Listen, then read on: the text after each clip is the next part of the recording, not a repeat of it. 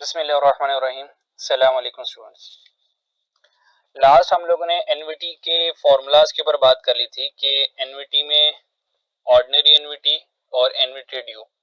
Ordinary annuity का future value का formula, ठीक है, इसमें 1 plus i to raise power n minus 1 बाद में आता है और ऑर्डिनरी एनवीटी का प्रेजेंट वैल्यू में 1 शुरू में आ जाएगा, ठीक है, और एन जो है वो नेगेटिव हो जाएगा, ठीक है। तो ये ऑर्डिनरी एनवीटी का प्रेजेंट वैल्यू और ये ऑर्डिनरी एनवीटी का फ्यूचर वैल्यू का फॉर्मूला हो गया, ठीक है। अगर इसी फ्यूचर वैल्यू के फॉर्मूले में सी हम 1 प्लस आई को मल्टीप्लाई करवा दें तो ये एनवीटी ड्यू का फ्यूचर वैल्यू का फॉर्मूला बन जाता है। और अगर इस ऊपर वाले फॉर्मूले में हम 1 प्लस आई को सिंपल मल्टीप्लाई करवा दें तो एनवीटी ड्यू का प्रेजेंट वैल्यू का फॉर्मूला बन जाता है। तो कल हमने फॉर्मूलाज के ऊपर बात की थी, ठीक है। क्वेश्चन सॉल्व नहीं किया था, इंशाल्लाह इस डिस्कशन में क्वेश्चन सॉल्व करेंगे। अच्छा, नेक्स्ट, अगर एग्जामिनर हमसे इंटरेस्ट कैलकुलेट करवाए एनवीटी पर, ठीक है, अगर फ्यूचर वैल्यू गिवन है तो इंटरेस्ट रेट कैलकुलेट करने के लिए फ्यूचर वैल्यू माइनस जितने भी नंबर ऑफ पेमेंट्स होंगी उनको मल्टीप्लाई कर देंगे आर रेगुलर पेमेंट से, ठीक है। और अगर प्रेजेंट वैल्यू क्वेश्चन में गिवन होगी तो एन आर रेगुलर पेमेंट और नंबर ऑफ पीरियड जो होंगे वो शुरू में आ जाएगा और प्रेजेंट वैल्यू से माइनस कर देंगे, ठीक है। तो फ्यूचर वैल्यू गिवन होगी तो फ्यूचर वैल्यू पहले आएगा और अगर प्रेजेंट वैल्यू गिवन होगी तो एन आर पहले आएगा, प्रेजेंट वैल्यू बाद में आएगा, ठीक है जी। तो ये इंटरेस्ट कैलकुलेट करने के लिए फॉर्मूला यूज करेंगे, ठीक है। अच्छा जी, अब ऑर्डिनरी एनवीटी और एनवीटी ड्यू और डेफर्ड या डिलेड एनवीटी का 1 बाय 1 क्वेश्चन सॉल्व कर लेते हैं, ठीक है। अच्छा जी, तो सबसे पहले प्रैक्टिस क्वेश्चन हमारे पास आ गए, ठीक है। ये प्रैक्टिस क्वेश्चन अगर आप राइस के स्टूडेंट हैं, अगर नहीं भी हैं तो फिर मैं बताता हूँ आपको। ये सारे क्वेश्चन राइस के इकोनॉमिक्स, सॉरी, जो क्यूएम का क्वेश्चन बैंक है, जो राइज में इस वक्त क्यूएम के स्टूडेंट्स को पढ़ाया जा रहा है, वो अल्हम्दुलिल्लाह अल्लाह के फजल करम से वो मैंने ही बनाया हुआ है, ठीक है। और इस बार मैंने उसमें एक और फर्दर एडिशन की है उन स्टूडेंट्स के लिए जो राइज में पढ़ते नहीं है लेकिन क्यूएम की एक आसान अच्छी सी प्रैक्टिस करना चाहते हैं, ठीक है। तो मैंने इस बार अपनी क्यूएम की बुक में जितने भी क्वेश्चन हैं उनके कंप्लीट सोल्यूशन भी बना दिए, यानी कि अब तो वो सेल्फ स्टडी बुक बन गई है, ठीक है।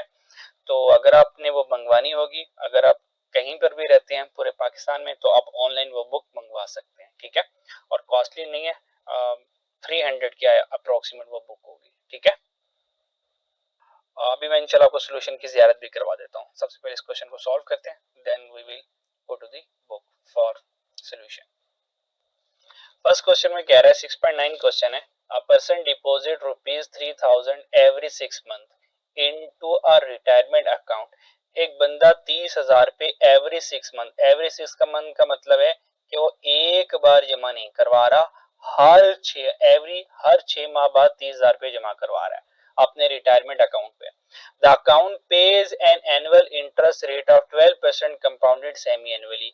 जो रेट ऑफ इंटरेस्ट दिया जा रहा है वो 12% है और कंपाउंडेड सेमी एनुअली है, साल में 2 मरतबा इंटरेस्ट दिया जा रहा है।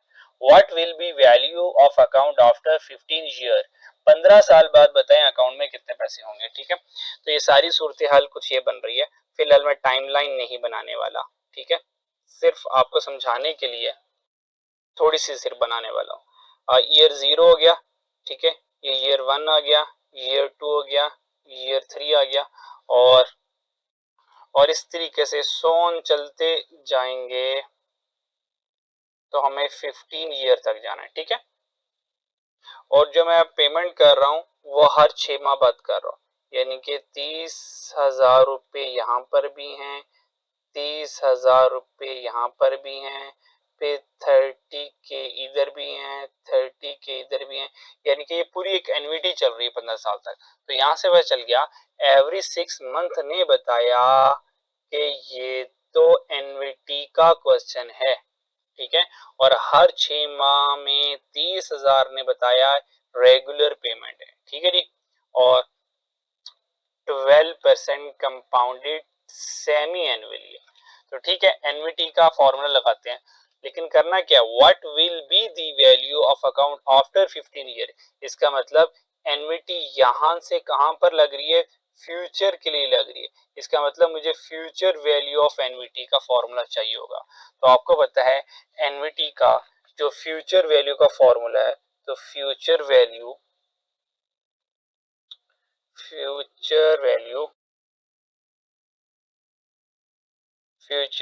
Is equal to r into 1+i⁴n -1/i। ठीक है, तो ये हमारे पास फ्यूचर वैल्यू का फॉर्मूला होता है। ठीक है, अब इस फ्यूचर वैल्यू के फॉर्मूले में हम क्या करेंगे, अपनी वैल्यूज को पुट कर देंगे।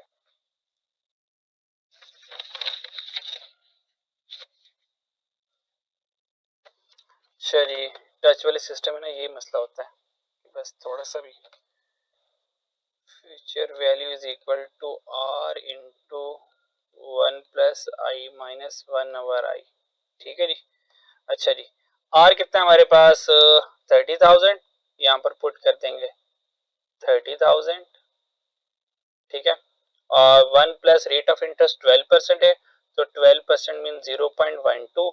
कंपाउंडेड सेमी एनुअली है, साल में 2 मरतबा, तो इसको 2 से डिवाइड कर देंगे, रेट को 2 से डिवाइड कर देंगे। ठीक है, अच्छा जी, और कितने सालों के लिए, 15 ईयर है, तो हम कर देंगे 15 को और इधर मल्टीप्लाई बाय 2 कर देंगे, क्योंकि सेमी एनुअली है तो जो भी आपका रेट ऑफ इंटरेस्ट होगा वो 2 से डिवाइड होगा और एन 2 से मल्टीप्लाई हो जाएगा। ठीक है, और फर्दर डिवाइडेड बाय आई करना है, तो आई 0.12 कहूंगे, कंपाउंडेड सेमी एनुअली है, तो यहाँ से हम 2 कर देंगे। ठीक है, जैसे इसको कैलकुलेटर से सॉल्व करेंगे, तो कैलकुलेटर से सॉल्व करने के बाद हमारे पास आ जाएगा 2371745।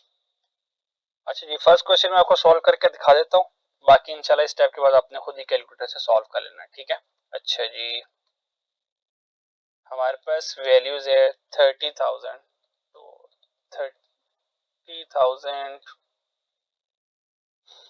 चलिए मल्टीप्लाई बाय ब्रैकेट, उसके बाद again bracket 1 plus 0.12 divided by 2, क्योंकि सेमी एनुअली है, bracket close to raise power 15 multiply by 2। ठीक है, डिनोमिनेटर में आ जाएंगे, फिर आ जाएगा 0.12 डिवाइडेड बाय 2। ठीक है, और देन ब्रैकेट क्लोज करनी कर लें, ना भी करें तो कोई टेंशन नहीं है, आंसर आ जाएगा। ठीक है, तो here is your answer is, अच्छा जी, आंसर में क्यों फर्क आ रहा है,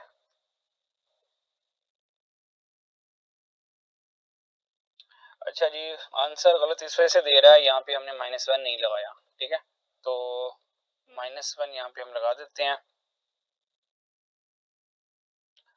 -1, अब आंसर सही आएगा, चेक करते हैं, हाँ आ गया। ठीक है, 2371745.58, तो 2371745, ठीक है, तो 0.8। ठीक है, तो इस तरीके से आपका आंसर आ गया। ठीक है, अब इसको हम देख लेते हैं अपनी सोल्यूशन वाली बुक पर भी, सोल्यूशन वाली बुक पे चलते हैं। चलिए, तो सोल्यूशन वाली बुक पर आगे अब अपने क्वेश्चन को जरा ढूंढ लेते हैं, परसेंट डिपॉजिट्स। अच्छा जी, तो ये वाला हमारा क्वेश्चन है, percent deposit 30,000 every 6 month into a retirement account, the account payable, और हमारा ये वाला आंसर आया था 2371745। तो हमारा क्वेश्चन था 6.9, चेक कर लेते हैं, ये 6.9 था। अब इसका देखते हैं बुक से सोल्यूशन किधर है, तो 6.9 पे चलते हैं हम, ये वहां पर 6.9 आ गया। ठीक है, तो फेयर वैल्यू था, हमने फेयर वैल्यू को फ्यूचर वैल्यू का फॉर्मूला लगाया। ठीक है, ये फ्यूचर वैल्यू का फॉर्मूला आ गया, और इस फ्यूचर वैल्यू में 30,001 प्लस 12% डिवाइड बाई 2 कर दिया, तो 6% यहाँ पे मैंने कहा था, एक ही भी तरीका। ठीक है, नहीं तो डायरेक्ट जो मैंने तरीका सिखाया वो ज्यादा आसान है। ठीक है, और नंबर ऑफ पेमेंट्स कितनी बनी, 15 इंटू 2, 15 साल थे और साल में 2 मरतबा पेमेंट करनी है। ठीक है, तो 30 यहाँ पर पावर में आ गया, तो सॉल्व किया, तो 2371745 यही हमारा आंसर आ गया। ठीक है, तो इस तरीके से जितने भी ये फाइनेंस के क्वेश्चंस होंगे, ठीक है, तो इन सब के कंप्लीट सॉल्यूशन, ठीक है, सीट, तो ये सारे सारे कंप्लीट सॉल्यूशन अवेलेबल है, तो आपको आप कोई टेंशन लेने की जरूरत नहीं है, आप बिल्कुल ये बुक बाय कर सकते हैं और बिल्कुल इजी पीजी लेमन स्क्वीजी की तरह इंशाल्लाह ताला इसको आप फाइनेंस को और सारी क्यूएम को इजीली आप सेल्फ प्रैक्टिस के तौर पर भी क्वेश्चन को सॉल्व कर सकते हैं, ठीक है। अच्छा जी, back to the questions. Promotion होगी बहुत ज्यादा, ठीक है, अब चलते हैं। अच्छा जी, तो ये हमारा डी क्वेश्चन आ गया। तो हमने यहाँ पे जो ये फॉर्मूला चूज किया, ये फॉर्मूला हमने कौन सा चूज किया, ये हमने ऑर्डिनरी एन्युटी का चूज किया, क्योंकि क्वेश्चन में कहीं इंडिकेशन नहीं थी ये जो 30,000 है ये मैं साल के 6 माह के शुरू में करवा रहा हूँ। और याद रखिएगा, अगर क्वेश्चन में इंडिकेशन नहीं है कि ऑर्डिनरी एन्युटी लगनी है या एन्युटी ड्यू लगना है, तो बाय डिफॉल्ट हमेशा ऑर्डिनरी एन्युटी लिखती है। और ये ऑर्डिनरी एन्युटी का भी हमने फॉर्मूला पढ़ा, फ्यूचर वैल्यू का ये वाला फॉर्मूला भी मैंने यूज किया। तो याद रखिएगा, एग्जाम में जो बाय डिफॉल्ट है वो हमेशा ऑर्डिनरी एन्युटी लिखती है, ठीक है। एन्युटी ड्यू तब लगानी है जब एग्जामिनर सवाल में स्टार्ट का वर्ड यूज करे या नाउ का वर्ड यूज करे या टुडे का यूज करे या इमीडिएटली का वर्ड यूज करे। ये कुछ इंडिकेशन होते हैं कि एन्युटी ड्यू लग रही है, otherwise ordinary annuity by default लगती है, ठीक है जी। ये क्वेश्चन नंबर 1 कर लिया। Let's see question number 2। Question number 2 है, अब ये ऐसा क्वेश्चन है, आपको इस वीडियो का फायदा ये होगा, इस वीडियो में आपको एक एक क्वेश्चन करवाना, लेकिन बहुत कम क्वेश्चन करवाऊंगा, लेकिन वो पूरे क्वेश्चन जो चंद क्वेश्चन होंगे 6-7 क्वेश्चन होंगे, लेकिन ये पूरी एनवीटी को कवर करेंगे। तो देखें, ये जो पहले वाला आपको मैंने केस करवाया, ये आपको ऑर्डिनरी एनवीटी का क्वेश्चन करवाया। अब जो आपको केस क्वेश्चन करवाने लगा हूं, उसके अंदर कंपाउंडिंग भी लगनी है और एनवीटी भी लगनी है, यानी कि दो चीजें एट अ टाइम लग रही होंगी, ठीक है जी। अच्छा जी, क्वेश्चन पढ़ते हैं। Mister Adeel has current saving ₹5 lakh. Mister Adeel के पास आज 5 लाख की सेविंग है। ही आल्सो डिपॉजिट ₹25,000 क्वार्टरली। वो हर 3 माह बाद 25,000 रुपए बैंक में जमा करवाता है। खैर बैंक लिखा नहीं, मैं खुद से कह रहा हूँ, या किसी फाइनेंशियल इंस्टीट्यूशन में जमा करवाता है, और वहां से उसको 12,000 कंपाउंडेड क्वार्टरली मिलते हैं, और ये 10 सालों तक मिस्टर अदील 5 लाख भी जमा करवा देता है और हर 3 माह बाद 25,000 रुपए भी जमा करवाता है।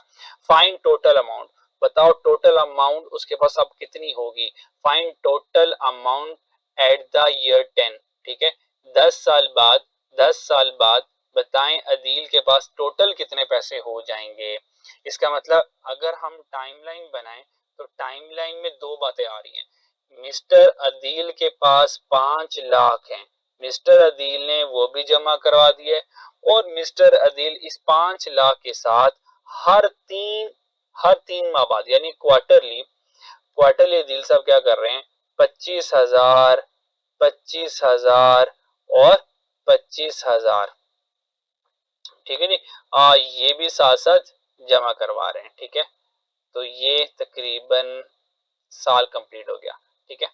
तो ईयर 0 है और यहाँ पे ये ईयर 1 आ गया, ठीक है। तो ये 4 पेमेंट की, और इस तरह तकरीबन 10 सालों तक हमने जाना है, 10 ईयर तक जाना है। अब करेंगे क्या, अब हम यहाँ पे ये करेंगे, अब हमारे पास यहाँ पे दो पेमेंट पैटर्न आ गए। एक 5 लाख सिंगल अमाउंट है और 25 की रेगुलर अमाउंट है। तो क्या करेंगे, ये जो 25 सिलसिला चल रहा है, ये 25 को हम 10 साल तक लेके जाएंगे, क्योंकि रेगुलर इक्वल पेमेंट है, तो ये तो हमारी बन जाएगी एनवीटी, ठीक है। 25,000 पे लगेगी एनवीटी, क्योंकि 5 लाख सिंगल अमाउंट है और सिंगल अमाउंट को भी उठाकर 10 साल पर लेकर आना है। अब ये सिंगल अमाउंट है, इसके ऊपर तो एनवीटी लगनी नहीं है, तो इसके ऊपर क्या लगेगी, कंपाउंडिंग, इसके ऊपर कंपाउंडिंग लगेगी, ठीक है। तो यहाँ पे दो फॉर्मूलाज लगेंगे, ठीक है। तो हम दो फॉर्मूलाज लगाते हैं। Number 1 compounding, second is NVT. तो सबसे पहले हम क्या करेंगे, कंपाउंडिंग लगाएंगे, ठीक है। अच्छा, एग्जाम में ये लिखने की जरूरत नहीं, एग्जाम में तो हम डायरेक्टली इसको क्वेश्चन को सॉल्व करेंगे। ये तो क्योंकि आपको समझा रहा हूँ इसलिए मैं ऐसा कर रहा हूँ, वरना मुझे ऐसी जरूरत नहीं थी। तो सबसे पहले क्या करूंगा, 5 लाख के ऊपर कंपाउंडिंग कर दूंगा। अब आपको कंपाउंड इंटरेस्ट का फॉर्मूला आता है, इसलिए मैं वो लिखने वाला नहीं हूँ। तो जैसे मैंने 5 लाख के ऊपर कंपाउंडिंग की, तो चले फॉर्मूला लिख देता हूँ। तो कंपाउंड इंटरेस्ट का फ्यूचर वैल्यू का फॉर्मूला होता है, future value is equal to present value 1 plus i to raise power n. ये कंपाउंड इंटरेस्ट का फॉर्मूला हो गया कंपाउंडिंग का। तो this is the present value 5 lakh, तो प्रेजेंट वैल्यू में मैंने 5 लाख पुट कर दिया, 1 plus I. I is the rate of interest, तो रेट ऑफ इंटरेस्ट चल रहा है 12% कंपाउंडेड क्वार्टरली, तो 12% मीन 0.12 क्वार्टरली है, तो डिवाइडेड बाय 4 कर दूंगा और ऊपर पावर में भी 4 कर दूंगा। कितने सालों के लिए? 10 सालों के लिए। यहाँ पे हमारे पास 10 ईयर्स आ जाएंगे, तो टोटल क्वार्टरली पेमेंट 40 बन जाएंगी और ये rate of interest 0.12 divide by 4 बन जाएगा। ठीक है, यहाँ से मेरा आंसर क्या आएगा, ये 5 लाख डायरेक्ट मैं 10 साल पर ले आया यहाँ से। ठीक है, अच्छा इसके बाद अब यहाँ से सेपरेटली आंसर फाइंड कर सकते हो, लेकिन यहाँ से हम मारेंगे एक शॉर्टकट। करना क्या है, साथ ही ऐड कर दूंगा मैं, साथ ही ऐड कर दूंगा और इसके साथ कंपाउंडिंग लग गई, इसके साथ ही मैं साथ साथ एनवीटी भी लगा दूंगा, फिर मेरे टोटल अमाउंट आ जाएगी। एनवीटी किसके लग रही है? 25 की, और फ्यूचर वैल्यू में जाना है तो एनवीटी का फ्यूचर वैल्यू का फॉर्मूला लगा दूंगा, और एनवीटी का फ्यूचर वैल्यू का फॉर्मूला पता ही है, future value is equal to r 1 plus i to raise power n minus 1 over i, ये फ्यूचर वैल्यू का एनवीटी का फॉर्मूला है। What is r? R is regular equal payment, that is 25,000, ये r आ गया।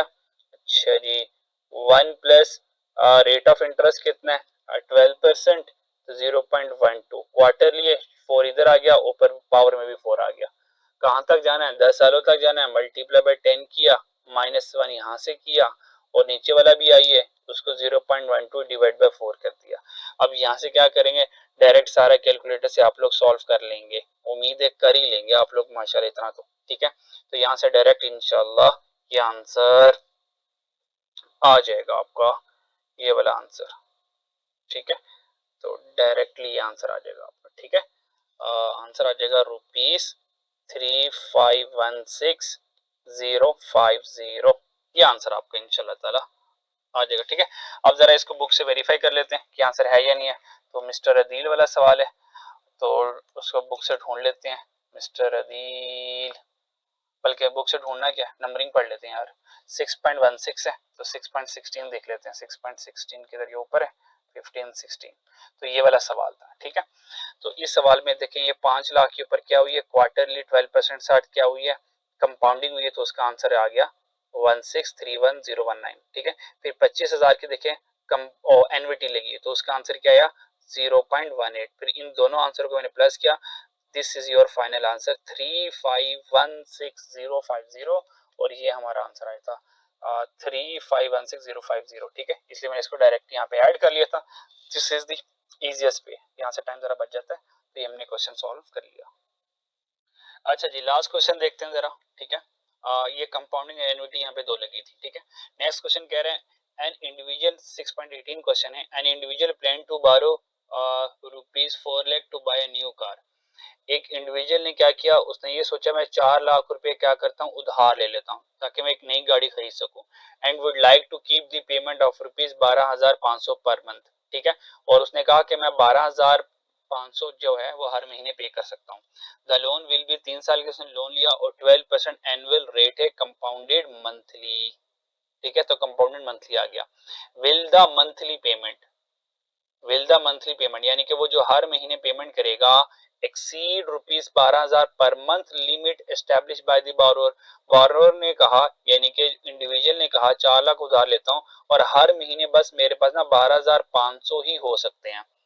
तो अगर मैं 4 लाख रुपए उधार लूं 3 साल के लिए 12% कंपाउंडेड मंथली पर, तो जो मेरी मंथली पेमेंट होगी वो क्या होगी, तो हम वो फाइंड कर लेते हैं। इसका मतलब this is the my present value. तो आज इस क्वेश्चन में प्रेजेंट वैल्यू का कॉन्सेप्ट आ गया। तो प्रेजेंट वैल्यू का फॉर्मूला होता है present value is equal to r, आपको होता है प्रेजेंट वैल्यू में 1 शुरू में आता है, तो 1 minus 1 plus i to raise present value तो माइनस एन आएगा ओवर आई। ठीक है, तो ये प्रेजेंट वैल्यू का मेरा फॉर्मूला बन गया। ठीक है, अच्छा जी, उसके बाद मुझे क्या करना है, प्रेजेंट वैल्यू कितनी है 4 लाख, तो यहाँ पे मैंने कर लिया 4 लाख। ठीक है, this is the my regular monthly payment R, ये मुझे आर फाइंड करना है। ठीक है, 1 minus 1 plus what is the I, कितना है 12% कंपाउंडेड मंथली, 12% है तो 0.12 मंथली है, तो 12 कर दिया, पावर में भी हमने 12 कर दिया। कितने सालों के लिए? 3 सालों के लिए, तो यहाँ पे एन में 3 इयर्स आ गए। ठीक है, तो ये पूरा नंबर ऑफ पीरियड्स बन गया लोन का। अगेन आई आ गया 0.12 डिवाइड बाय 12। ठीक है, क्या करेंगे, इस सारी इक्वेशन को कैलकुलेटर में पुट करेंगे और कैलकुलेटर में शिफ्ट सॉल्व करके आर आपका यहाँ से आंसर आ जाएगा। ठीक है, होप सो आपको ये सॉल्व करना आता होगा। नहीं भी आता तो जल्दी से मैं आपको सॉल्व करवा देता हूँ ये वाला। ठीक है, अच्छा जी, हमारे पास था यहाँ से 4 लाख और अल्फा और इक्वल दबाया, सॉल्व, ये इक्वल प्रेस हो गया। आर को हम एक्स रख लेते हैं, ये रेड वाला एक्स बना लिया हमने। ठीक है, उसके बाद bracket start again 1 minus bracket, उसके बाद 1 plus 0.12 divided by 12 bracket close to raise power minus 12 multiply by 3। ठीक है, अच्छा जी, उसके बाद bracket close divided by 0.12 divided by 12। अच्छा जी, अगेन ब्रैकेट क्लोज। ठीक है, फिर क्या करना है, शिफ्ट और सॉल्व प्रेस कर देना है और यहाँ पे आपका आंसर। अच्छा जी, गलती कहाँ पे हुई हमसे, चेक कर लेते हैं क्या सब कुछ। अच्छा जी, शिफ्ट सॉल्व। अच्छा ये क्या गलती हो रही है असल में ना, मुझे लगता है ये वाली ब्रैकेट शायद ज्यादा लग गई है, ये ब्रैकेट रिमूव करते हैं जरा। चलें जी, अब देखते हैं जरा शिफ्ट सॉल्व, असल में सिस्टम में फिर यही होता है। अच्छा जी, वेट करना पड़ेगा, ओ आ गया आंसर, जल्दी आ गई तो। अच्छा जी, तो हमारा आंसर क्या आया, आर क्या आया 13286, आंसर आया 13286। ठीक है, तो ये हमारा आंसर आया। जबकि हमारे पास जो मंथली लिमिट थी 12,500 की थी, अगर हम 4 लाख का लोन लेते हैं तो हमें पर मंथ 13,286 रुपए देने पड़ेंगे, जो कि हमारी लिमिट से एक्सीड कर गया। The answer yes it will exceed our limit 12,500, क्योंकि हमारा आंसर आ रहा है 13,286। ठीक है, अब इसको देख लेते हैं अपना सोल्यूशन से। सोल्यूशन क्या कहते हैं, क्वेश्चन नंबर कौन सा था, 6.18। 6.18 बुक पे चलते हैं, ये 6.18 हमारे सामने पड़ा हुआ है। 4 लाख का लोन लिया था। ठीक है, तो आंसर आया आर इज इक्वल टू 13286, बिल्कुल हमारा भी यही आंसर आया था। और आंसर का yes it will exceed from our limit that is the 12,500। ठीक है, तो इस तरीके से सारे सोल्यूशन अवेलेबल हैं, आप यहाँ से फायदा उठा सकते हैं। ठीक है, ठीक है स्टूडेंट, आज के लिए इतना काफी है। ठीक है, इन क्वेश्चन को प्रैक्टिस कीजिएगा। ठीक है, नेक्स्ट में आपको फर्दर यहाँ से ड्यू का फॉर्मूला, ये वाला जो क्वेश्चन है ये एनवीटी ड्यू का, ठीक है, ये सॉल्व करेंगे। अगेन एनवीटी ड्यू का क्वेश्चन है। ठीक है, फिर ये एक और क्वेश्चन सॉल्व करेंगे, फिर डेफिनेट एनवीटी के आपको एक दो क्वेश्चन सॉल्व करवा के परपेचुटी पे ले चलूंगा। ठीक है, अपना ख्याल रखिएगा, अल्लाह हाफिज़।